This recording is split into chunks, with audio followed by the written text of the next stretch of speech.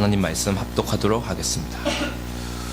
오늘 선포될 말씀은 신약성경 마가복음 5장 25절부터 34절 말씀입니다. 함께 하나님의 말씀 받들어 올리겠습니다.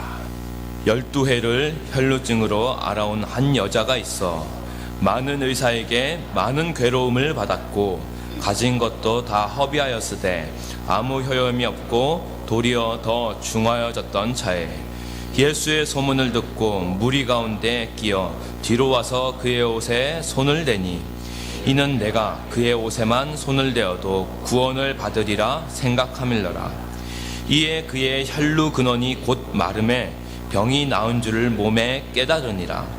예수께서 그 능력이 자기에게서 나간 줄을 곧 스스로 아시고 무리 가운데서 돌이켜 말씀하시되 누가 내 옷에 손을 대었느냐 하시니 제자들이 여짜오되 무리가 애워싸 미는 것을 보시며 누가 내게 손을 대었느냐 물으시나이까 하되 예수께서 이 일 행한 여자를 보려고 둘러보시니 여자가 자기에게 이루어진 일을 알고 두려워하여 떨며 와서 그 앞에 엎드려 모든 사실을 여쭈니 예수께서 이르시되 딸아 내 믿음이 너를 구원하였으니 평안히 가라.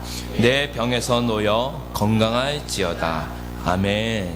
자리에 착석해 주십시오. 패러다임을 바꾸시는 그리스도라는 제목으로 하나님의 말씀 선포가 있겠습니다.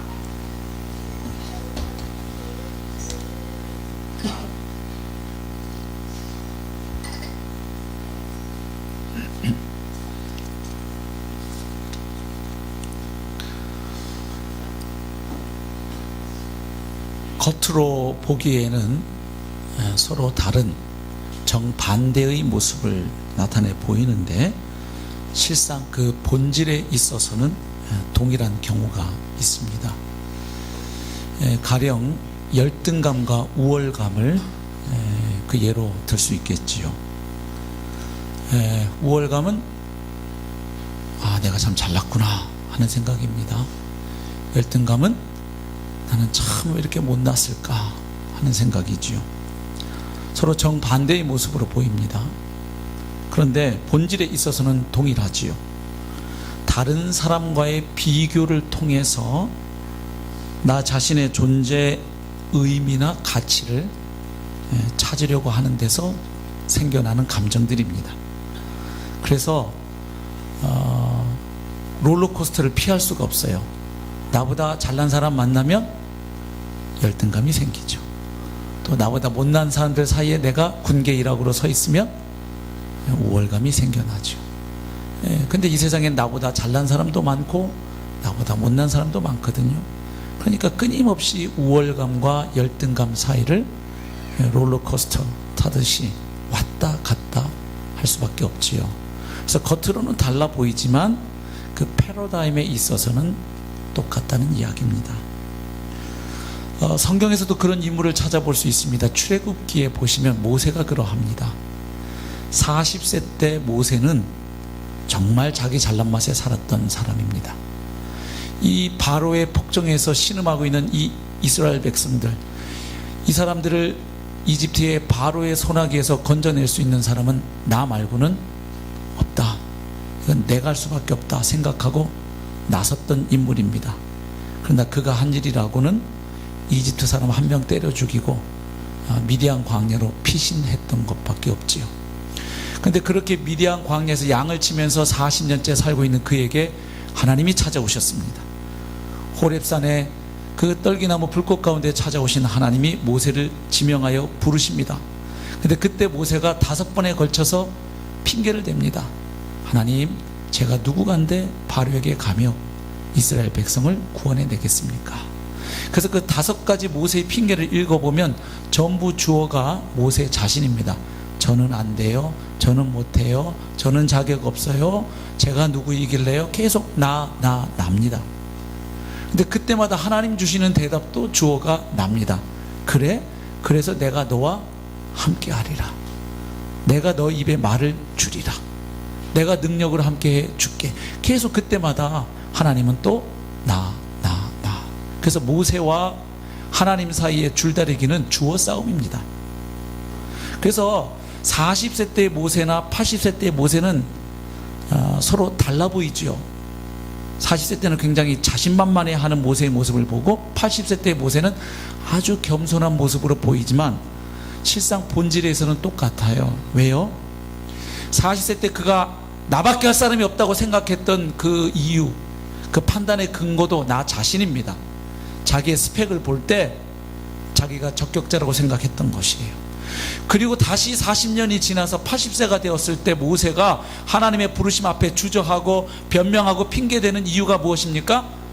역시 나 자신이에요. 하나님, 저는 안 됩니다. 저는 그럴 능력이 없고 그럴 지혜가 없고 그럴 자격이 없습니다. 그러니까 결국 본질은 같아요. 내가 할 수 있다고 생각하는 그 생각도 나 때문이고 할 수 없다고 생각하는 것도 역시 나 때문입니다.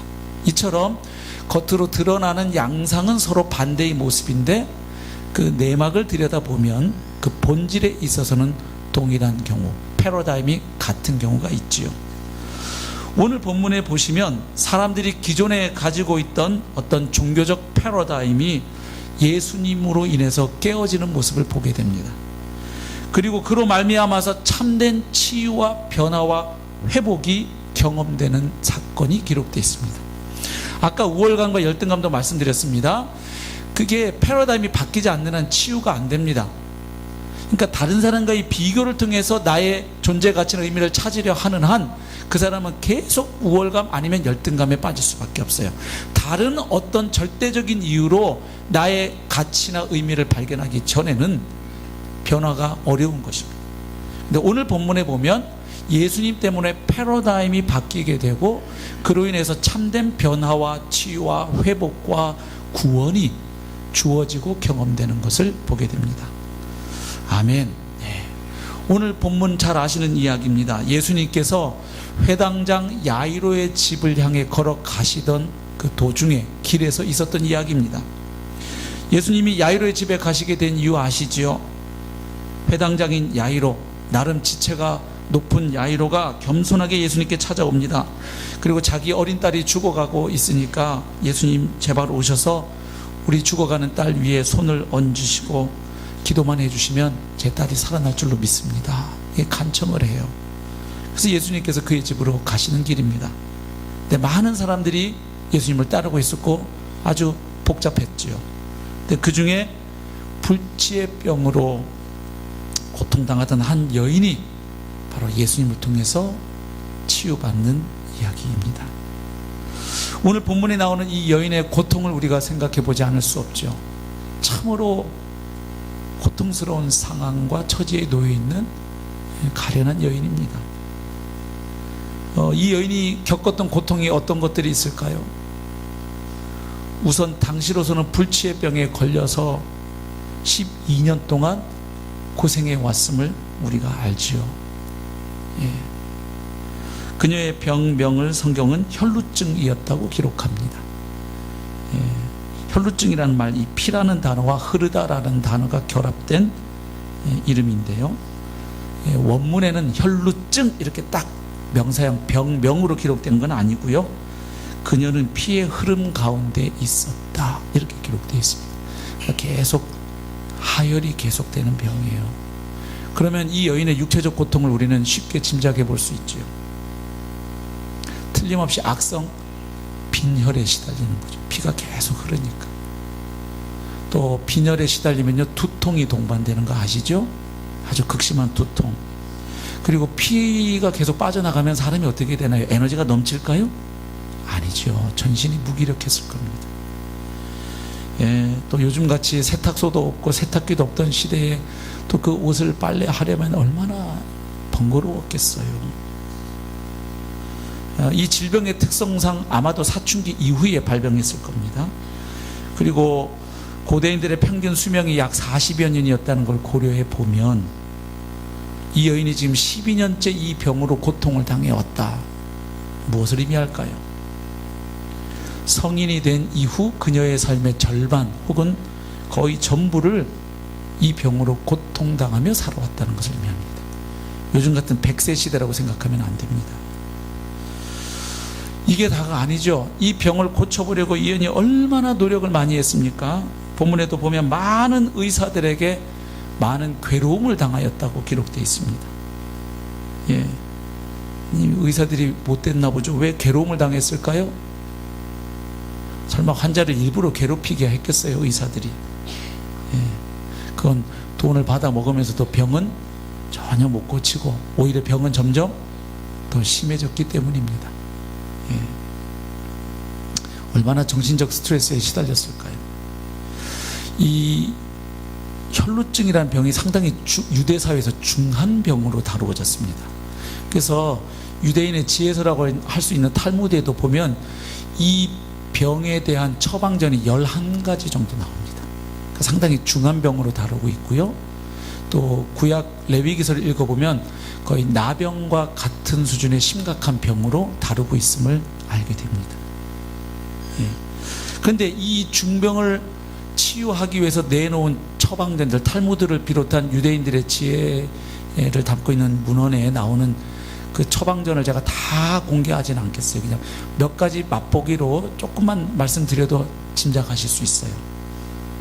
말도 안 되는 처방전들이에요. 가령 이런 것들입니다. 사막에 가서 타조알을 찾아서 거기 붙어있는 털을 몇 개 가져오도록 시킬 것, 이렇게 되어 있습니다. 이게 지금 혈루증에 대한 처방전입니다. 예.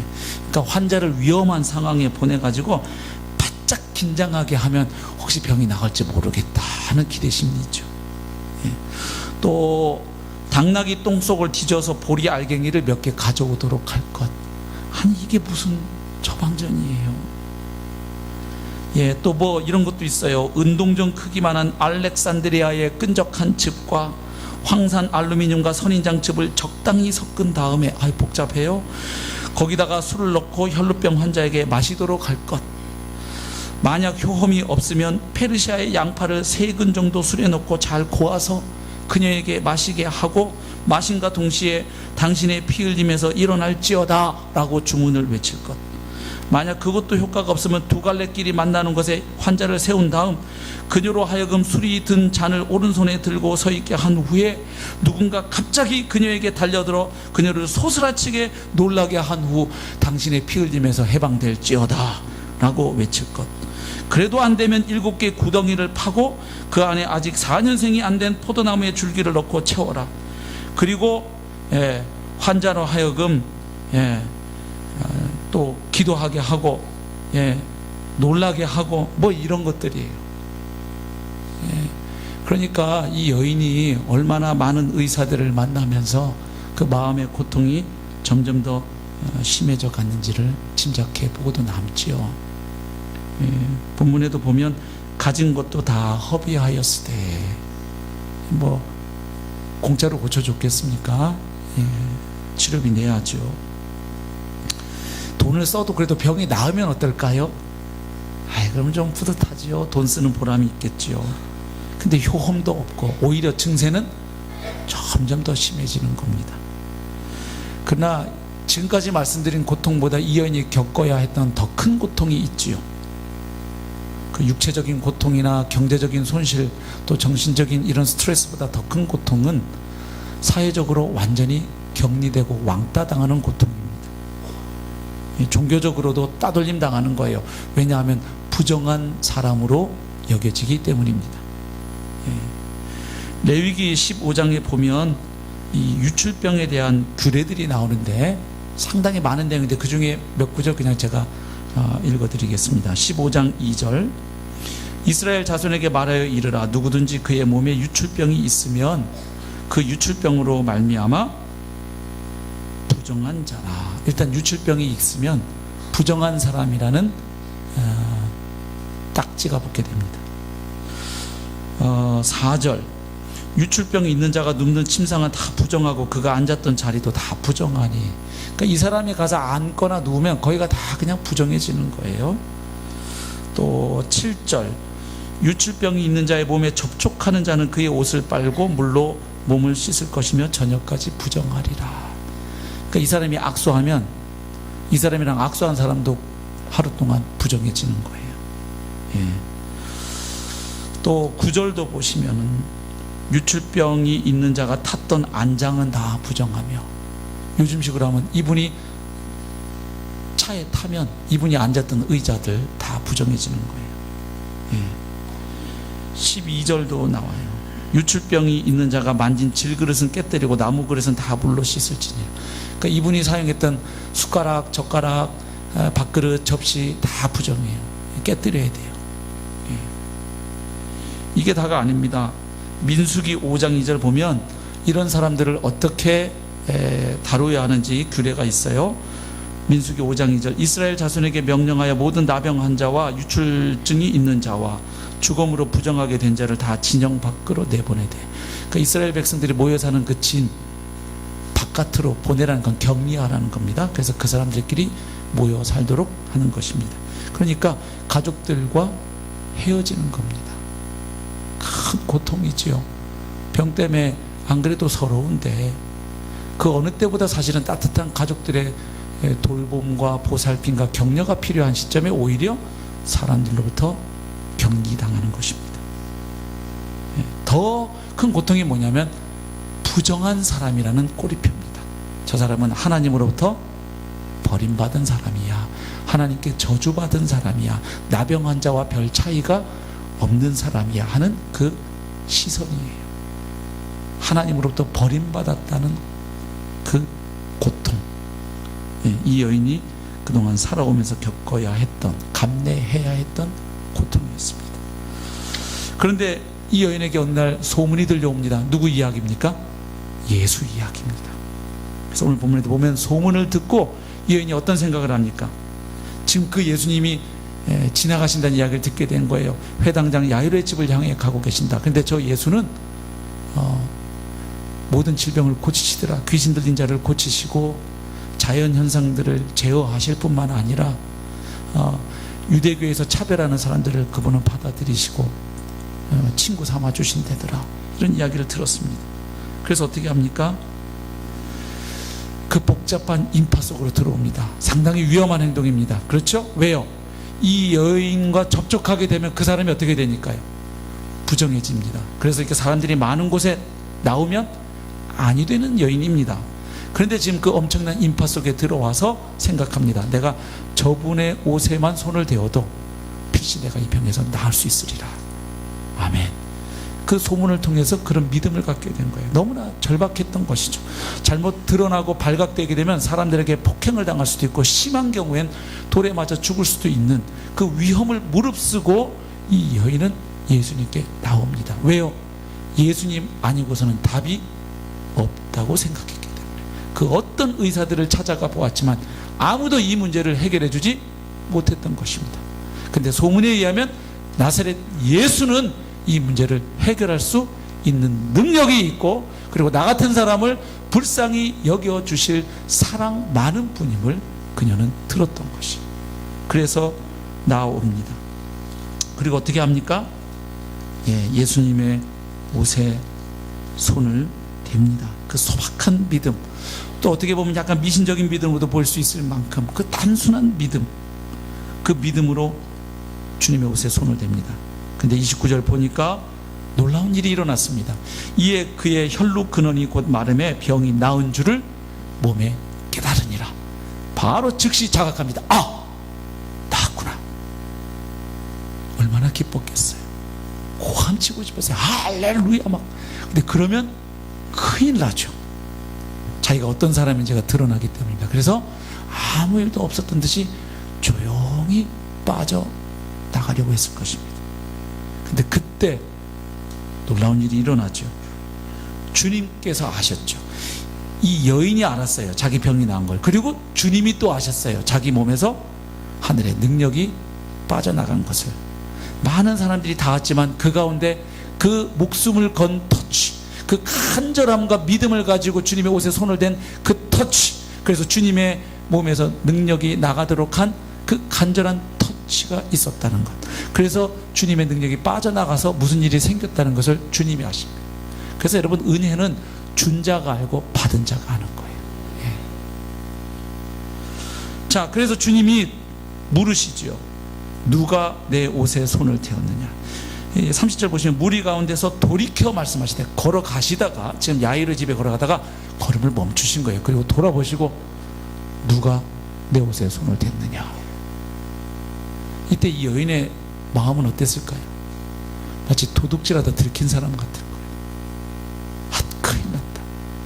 몰래 빠져나가려고 했는데 이 일이 틀려버렸다. 근데 그때 제자들이 도와줘요. 이 여인을. 뭐 도와주려고 도와준 게 아니라 그냥 하다 보니까 그래 된 거죠. 31절 보시면 제자들이 여짜오되 무리가 에워싸 미는 것을 보시며 누가 내게 손을 대었느냐 물으시나이까 하되, 아 주님 오늘 왜 이렇게 까칠하세요? 이런 내용이죠. 아니 지금 이 난리통에 이게 막 닿는데 여기서 누가 손 댔냐고 물으시면 주님 너무 까칠하신 거 아닙니까? 예.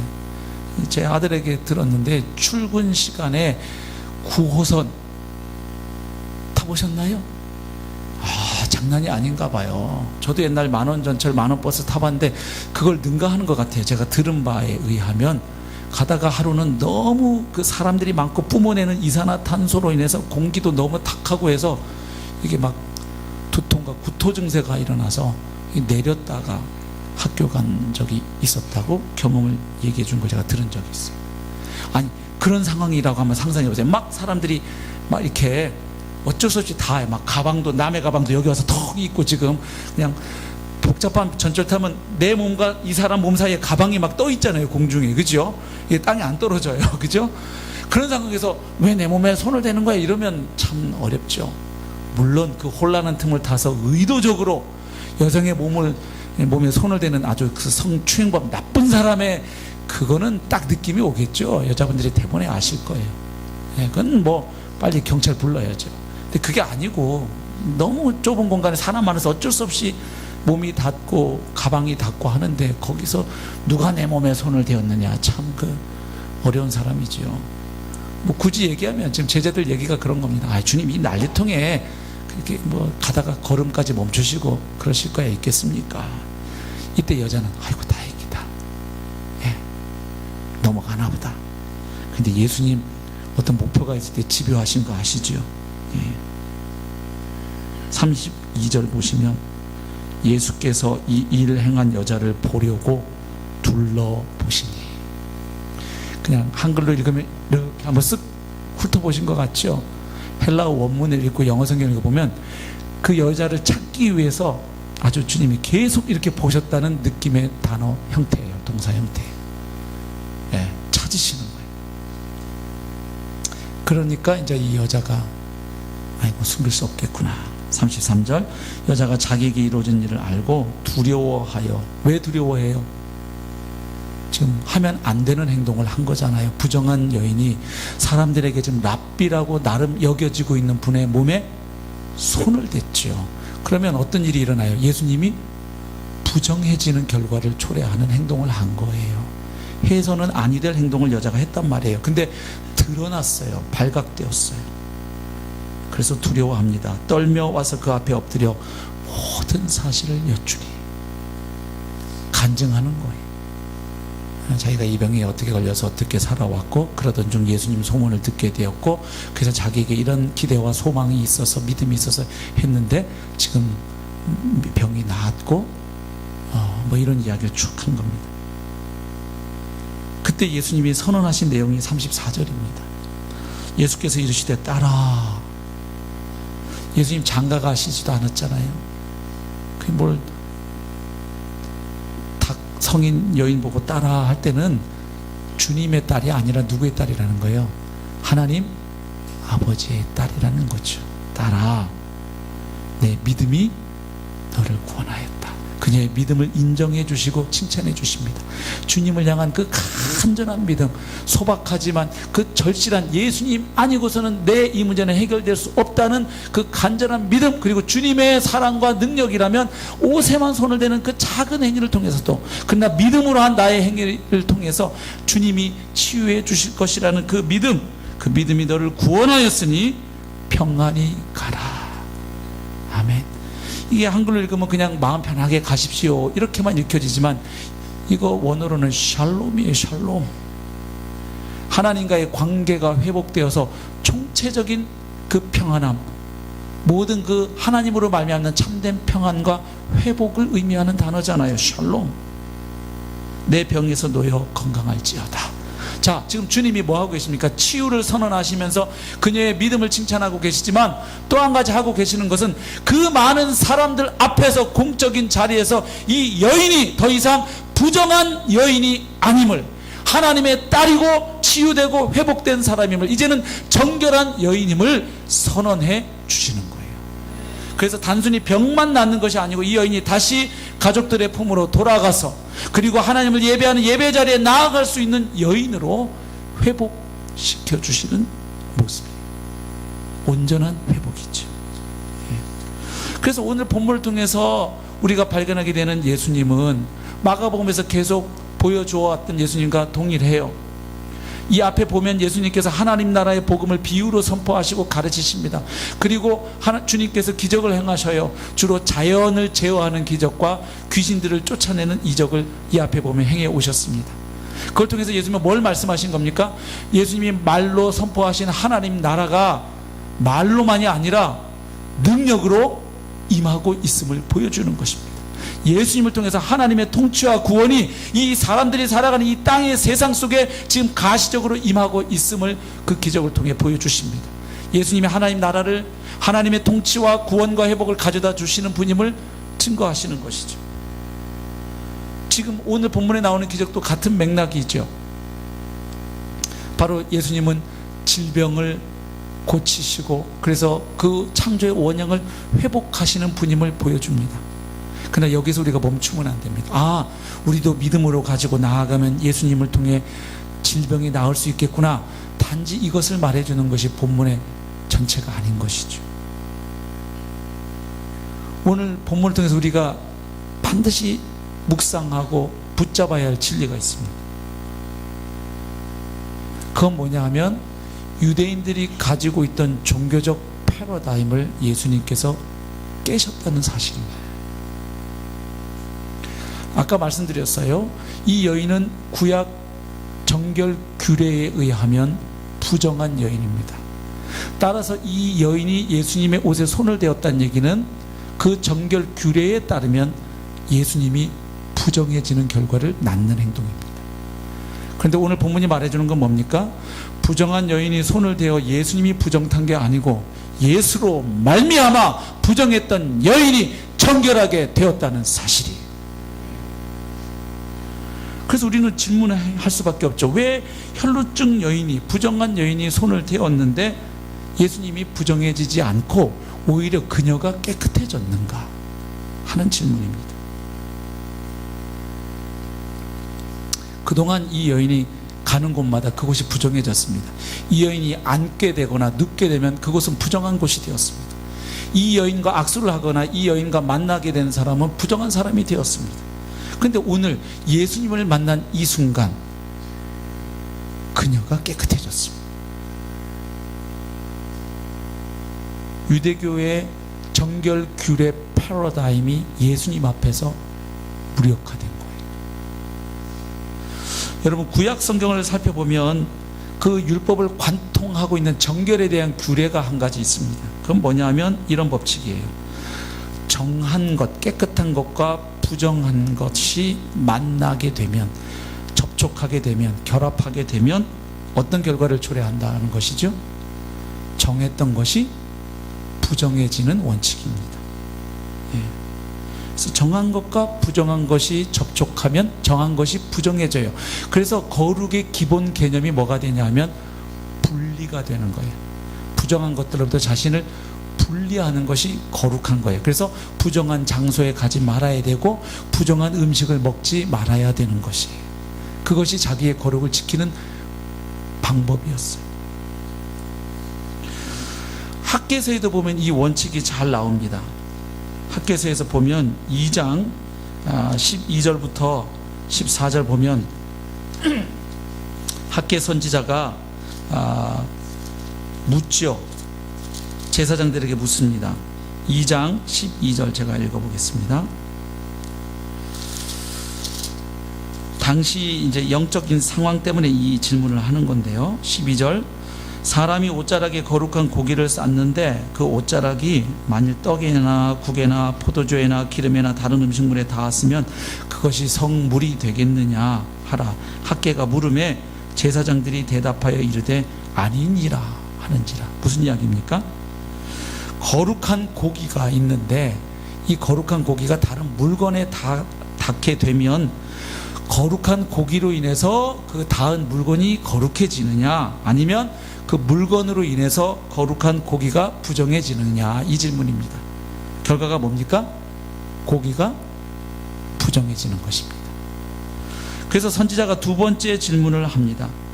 13절, 학계가 이르되 시체를 만져서 부정하여진 자가 만일 그것들 가운데 하나를 만지면 그것이 부정하겠느냐 하니 제사장들이 대답하여 이르되 부정하리라 하더라.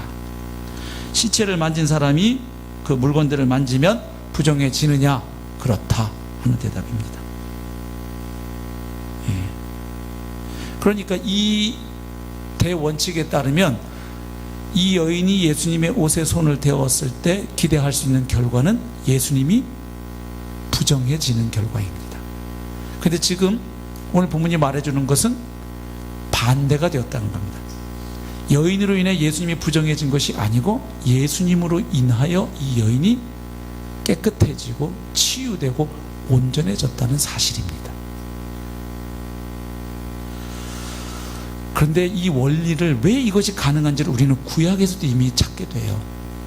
출애굽기 29장에 보시면은 아까 정결의 규례 대원칙, 정한 것과 부정한 것이 만나게 되면 정한 것이 부정해진다는 원칙이 깨어지는 예외 조항이 있습니다. 출애굽기 29장을 제가 읽겠습니다. 36절 37절, 매일 수송아지 하나로 속죄하기 위하여 속죄제를 드리며 또 제단을 위하여 속죄하여 깨끗하게 하고 그것에 기름을 부어 거룩하게 하라. 너는 이레 동안 제단을 위하여 속죄하여 거룩하게 하라. 그리하면 지극히 거룩한 제단이 되리니 제단에 접촉하는 모든 것이 거룩하리라. 아멘. 자, 여기서는 예외죠. 거룩해진 제단에 접촉하면 그 접촉한 물건들로 말미암아 제단이 부정해지는 것이 아니고 그 제단으로 말미암아 그 물건들이 거룩해진다는 원리입니다. 왜 이런 일이 일어납니까? 7일 동안 이 제단은 매일 수송아지 한 마리를 잡아서 그 피를 통해 속죄의 제사를 드려왔던 제단입니다.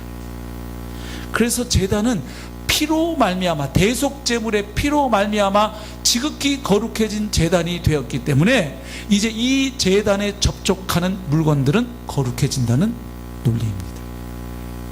30장에도 보면 비슷한 이야기가 나와요. 거기 뭐 회막, 증거계, 상, 등잔대, 분향단, 물두멍, 이 거룩해진 기구들의 어린 양의 피로 발라진 그 거룩해진 기구들로 말미암아 거기에 닿는 물건들이 거룩해지는 동일한 원리가 30장에도 나옵니다.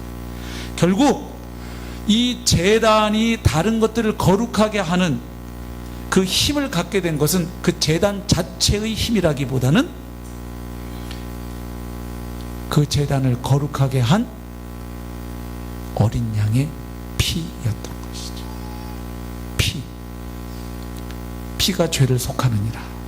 레위기서에도 잘 나오죠. 17장 11절에도. 그러니까 예수님께 접촉했던 여인이 오히려 깨끗해진 이유를 우리는 알 수 있습니다. 왜요? 예수님이 바로 모든 것을 깨끗하게 하시기 위한 어린 양으로 오신 분이기 때문입니다. 그리고 잠시 후면 예수님이 그녀를 위해 십자가에 달리시고 거룩한 보혈을 흘려주실 것이기 때문입니다. 제단과 성전 기물을 거룩하게 한 그 어린 양과 염소의 피가 있었던 것처럼 진정한 어린 양으로 오신 예수 그리스도의 십자가 보혈이 모든 더러운 것들을 깨끗하게 하는 하나님의 능력의 피인 줄로 믿습니다. 그래서 이 여인이 깨끗해졌죠. 그러니까 결국 지금 오늘 본문에 보면 유대인들이 가지고 있었던 이 유대교적 구약 율법적 종교적 패러다임과 예수님이 가져다 주시는 패러다임이 있습니다. 이른바 종교와 복음의 패러다임입니다. 여러분, 아까 제가 서두에 처음에 말씀 나누면서 양상이 반대지만 본질은 똑같다는 이야기 드렸는데, 신앙생활에도 이런 모습이 나타납니다. 전형적으로 그리스도인들이 하나님께 반응하는 방법이 두 가지가 있을 것입니다. 하나는 하나님을 따르고 그분의 뜻에 순종하는 모습입니다. 또 한 가지는 하나님을 거부하면서 자기 마음대로 살아가는 것입니다. 그런데 실제로 가만히 들여다보면 하나님을 거부하는 방식에도 또 두 가지가 있다는 것을 알게 됩니다. 하나는 하나님의 법을 거부하고 그야말로 내 마음 내키는 대로 살면서 하나님을 인정하지 않는 모습입니다. 그런가 하면은 내가 원하는 구원을 내가 원하는 방식대로 얻기 위해서 하나님의 법을 받아들이고 하나님께 순종하는 것이 있습니다. 근데 결과적으로는 하나님을 거부하는 행위가 됩니다. 이렇게 도덕적으로 착하게 살고 종교적으로 열심히 사는 모습이 선해 보이는데 사실은 하나님을 거부하는 모습이에요. 하나님의 뜻을 행하려고 애쓰는 모습인데 실상 하나님을 거부하는 모습일 경우가 있습니다. 왜냐하면 이런 거예요. 이 종교주의, 도덕주의 패턴으로 살아가면 그 마음에 가지고 있는 생각이 이런 것입니다. 내가 이렇게 착하게 선을 쌓고 덕을 쌓고 선한 행위를 많이 쌓으면 이 도덕적 의를 쌓아서 이걸 누구에게 드린다? 하나님께 드리는 거예요. 그래서 그로 말미암아 하나님이 나에게 빚지셨다는 걸 증명하는 거예요. 이렇게 내가 선을 많이 쌓았어요. 착한 일을 많이 했어요. 난 많이 도와줬어요. 덕을 쌓았어요. 그러면 이제 하나님은 나에게 빚졌기 때문에 하나님이 어쩔 수 없이 나를 어떻게 해야 된다? 날 구원해 주셔야 되고 내 기도에 응답해 주셔야 되고 내가 원하는 복을 주셔야 된다고 생각하는 거예요. 그러면 결과적으로 하나님의 구원자 되심과 주인 되심을 거부하는 거예요. 나의 구원을 위해서 철저하게 하나님 그분만을 온전히 바라보고 의지하고 신뢰하는 게 아니고 내가 한 거에 기초해서 하나님이 어쩔 수 없이 내가 원하는 걸 줘야 된다는 생각이기 때문에 그 동기로 열심히 뭘 했지만 사실은 하나님을 거부하고 있는 것입니다. 하나님의 주님 되심과 구원자 되심을 거부하는 거예요. 내 구원을 위해서 온전히 그분만을 의지해야 하는데 내 의와 내 공로를 의지하고 있기 때문에 하나님의 구원자 되심을 무시하는 결과이죠. 그러나 복음은 그게 아니죠. 내 의를 쌓아서 하나님이 뭘 해주시는 게 아니라 하나님이 예수 그리스도 안에서 행하신 일을 은혜로 알고 믿음으로 취하는 것입니다. 그래서 복음과 종교는 비슷해 보이지만 전혀 다른 패러다임이에요. 근데 문제는 뭐냐 하면 복음을 깨닫고 성도가 된 사람들도 조금만 주의를 기울이지 않으면 어느새 종교 모드로 돌아간다는 거예요. 처음 구원은 복음으로 받았는데 신앙생활은 또다시 이제 종교 모드로 돌아간다는 거예요. 그래서 율법주의, 공로주의 신앙 양태를 띌 수 있다는 것입니다. 이게 겉으로 드러나는 모습은 복음으로 사는 것과 유사할 수 있습니다. 왜? 똑같이 열심히 예배하고 열심히 봉사하고 열심히 기도하고 열심히 성경 읽고 열심히 전도하기 때문에. 근데 전혀 달라요.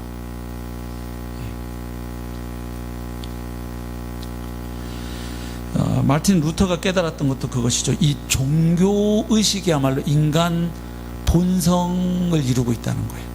인간은 본성적으로. 그래서 심지어는 하나님을 인정하지 않는 무신론자들도 또 비종교적인 사람들도 자기가 가지고 있는 가치 기준에 부합해서 사느냐에 따라 얼마나 내가 거기에 잘 부합해서 사느냐에 따라서 자기 수용과 자존감이 달라진다는 거예요. 아, 나 꽤 잘하고 있어 요즘.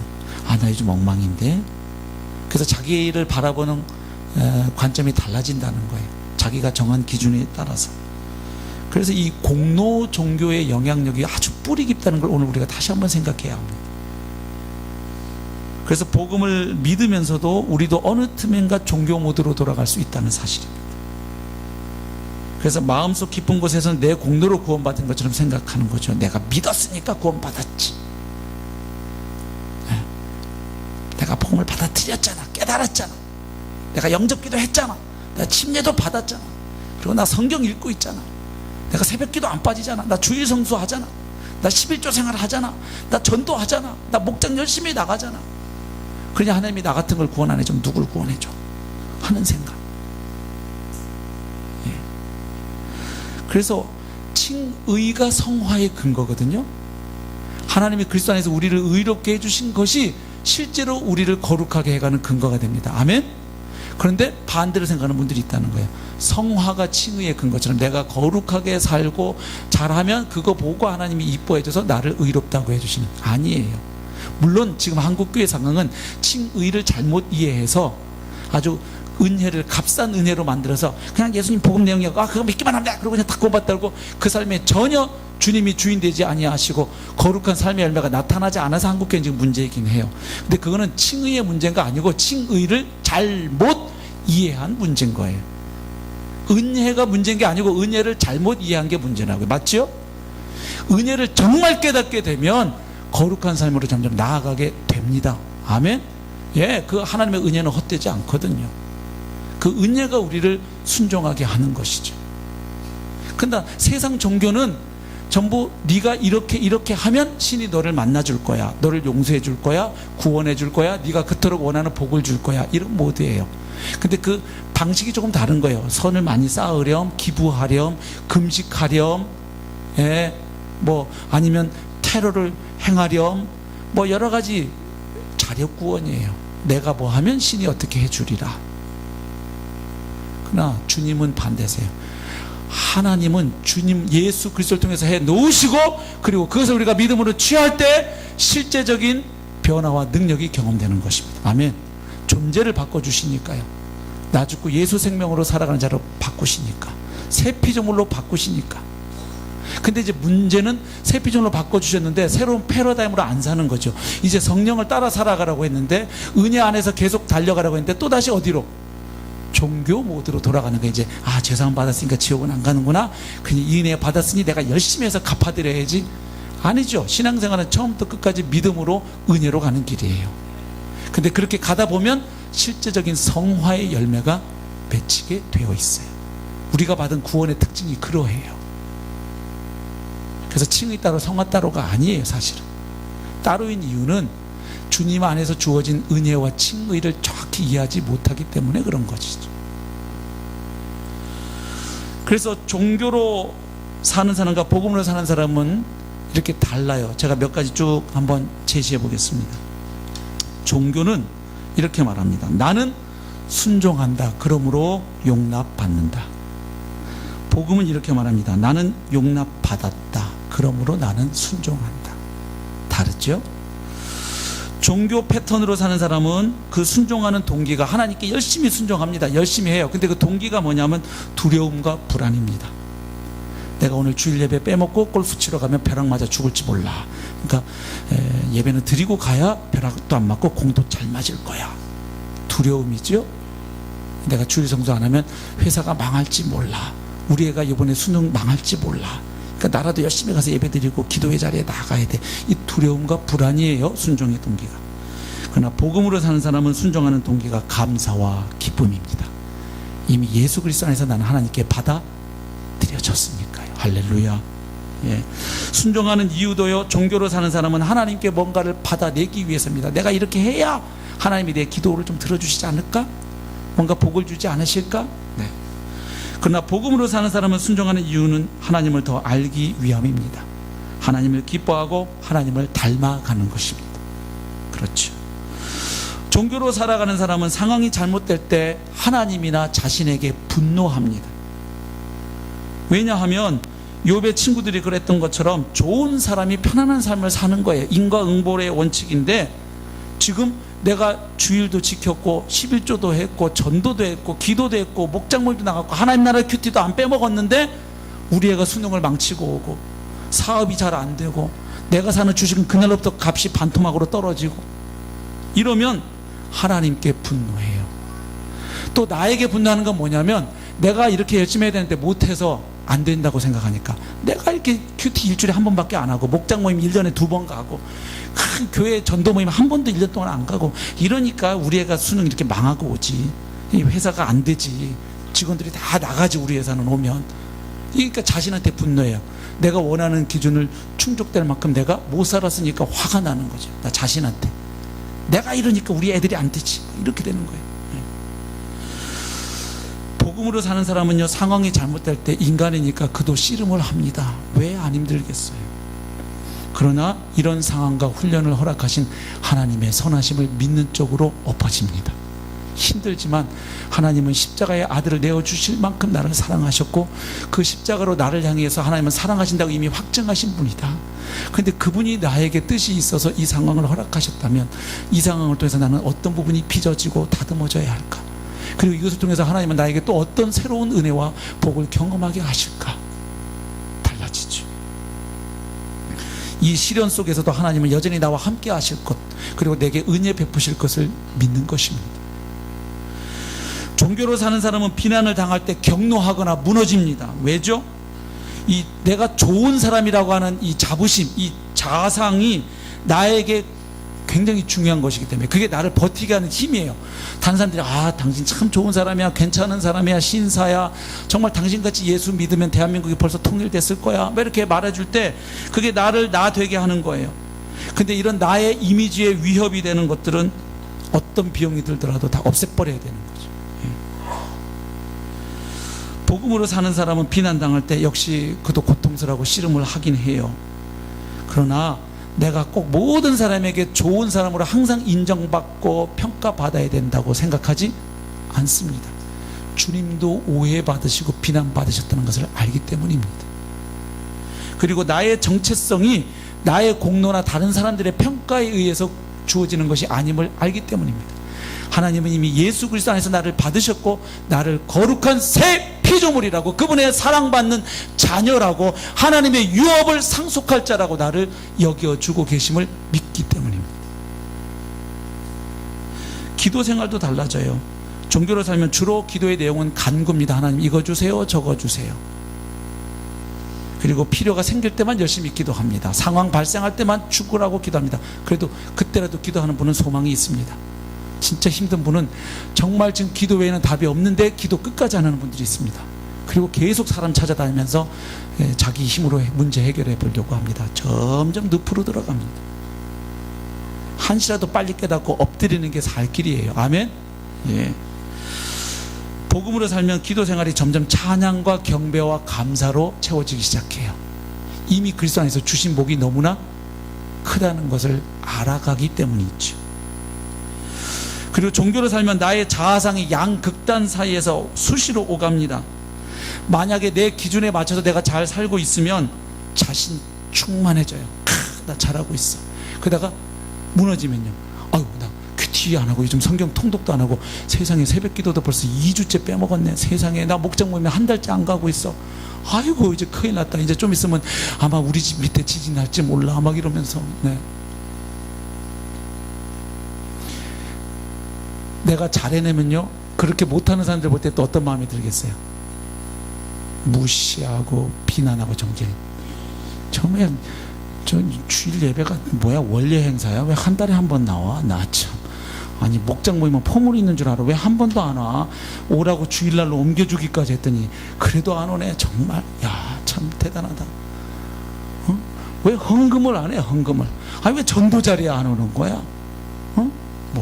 이렇게 되는 거예요. 내가 잘해낼 때는 못하는 사람을 볼 때 이렇게 마음을 먹게 되죠. 내가 또 못하면 급 자신감 상실. 그죠? 나는 살아 뭐해? 내가 이러고도 교인이야? 나는 교회 아주 그냥 회충 같은 존재야. 막 이러면서 이 벌레만도 못한다. 막 이러면서 패배자 의식. 그러나 복음으로 살면 나의 자아상은 나의 도덕적 성취에 근거하지 않아요. 그렇죠? 내가 주일 성수했기 때문에 내가 그리스도인 된 게 아니에요. 주님이 은혜로 나를 그리스도인 성도로 만들어 주셨기 때문에 감사해서 예배 자리에 나오는 거예요. 아멘? 예, 그거죠. 그래서 내가 얼마나 열심히 하냐, 얼마나 규범을 잘 지키냐에 따라서 이 정체성과 자존감이 왔다 갔다 해요, 종교로 사는 사람은. 그러나 복음으로 사는 사람은 나의 자존감의 근거는 예수 그리스도 한 분이십니다. 그렇죠? 고린도전서 1장 30절에 뭐라 그랬어요? 예? 한번 같이 읽어보실까요? 시작. 너희는 하나님으로부터 나서 그리스도 예수 안에 있고 예수는 하나님으로부터 나와서 우리에게 지혜와 의로움과 거룩함과 구원함이 되셨으니. 아멘. 그러니까 예수로 말미암아 내가 설명되는 거예요. 아멘. 예수님이 나의 지혜, 나의 의로움, 나의 거룩함, 나의 구원. 그러니까 예수로 설명되는 사람. 예. 아멘. 예. 고린도 후서 5장 21절 말씀 마지막 한번 읽어보실까요? 시작. 하나님이 죄를 알지도 못하신 이를 우리를 대신하여 죄로 삼으신 것은 우리로 하여금 그 안에서 하나님의 의가 되게 하려 하심이라. 아멘. 예, 내가 의인된 게 나의 어떠함이 아니고 예수 그리스도 때문입니다. 아멘. 예, 그래서 주님 안에 있는 나를 바라보고 주님 안에서 이 세상 바라보고 사는 것이 우리 성도가 가야 할 복음 패러다임의 삶인 줄로 믿습니다.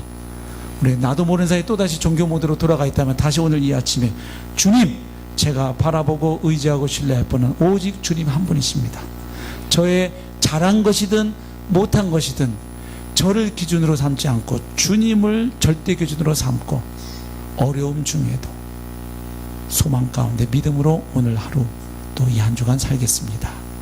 나를 통하여 복음 자체이신 예수님이 영광을 받으시고 존귀 여김을 받으시기를 또 사람들 가운데 드러나게 되시기를 소망하고 기도하면 좋겠습니다. 같이 찬양하시죠.